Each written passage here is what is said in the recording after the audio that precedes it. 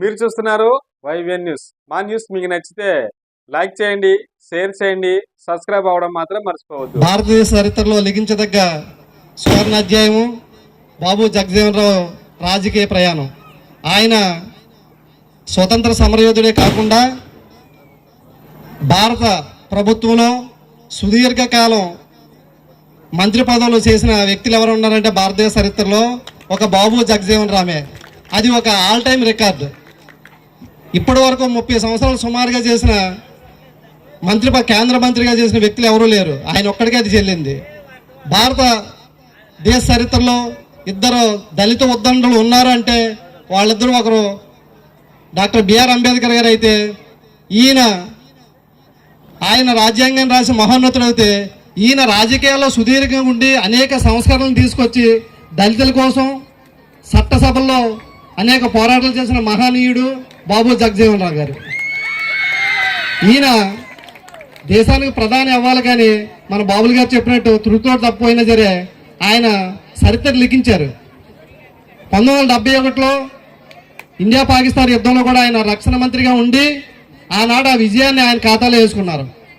అలాగే ఆయన చేయని పదవులంటూ ఇదే చరిత్రలో లేవు. అన్ని పదవులు రవాణా శాఖ అయితే, రైల్వే శాఖ అయితే, కార్మిక శాఖ అయితే, ఇలాగ అన్ని శాఖలు కూడా ఆయన చేపట్టాడు. బహుముఖ ప్రజ్ఞాశాలి అనమాట ఆయన.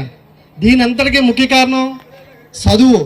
ఆనాడు బీహార్ అనేది, ఈనాటికి కూడా బీహార్ అనేది చాలా జంగిల్ రాజ్యం అంటారు దాన్ని. అలాంటి రాజ్యంలోని అస్పృశ్యత చాలా ఎక్కువగా ఉండేది. అలాంటి దగ్గర ఆయన డిగ్రీ బెనారస్ విశ్వవిద్యాలయంలో ఆయన డిగ్రీ చదివి, అలాగే కలకటా విశ్వవిద్యాలయంలో కూడా పట్టా పొంది ఆయన ఆ రోజుల్లో అంత చదవగలిగాడంటే ఆయన పట్టుదల, కృషి అనుకోవాలి. అది కారణం ఏంటంటే ఆ రోజు సామాజికంగా సపోర్ట్ ఉన్న రోజులు కాదు. కానీ ఆయనకు ఆ భగవంతుడు ఇచ్చిన అవకాశాన్ని ఆయన వినియోగించుకొని ఆయన పేరుని ఈ చరిత్రలోని లిఖించదగ్గ.